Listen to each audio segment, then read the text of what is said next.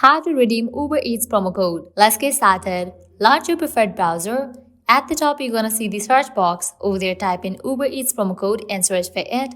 Different website links will appear. Firstly, I'm gonna show you how can you get Uber Eats promo code.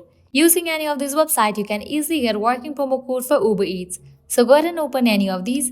I'm gonna open this one, Coupon Follow. After you open it, you're gonna find amazing deals and offer. Just scroll and check. $15 off, $25 off, $20 off, and many more. Head towards any of the offer that you want to grab. Just click on it. So here's the code, you can copy it. Then click on Redeem at Uber Eats.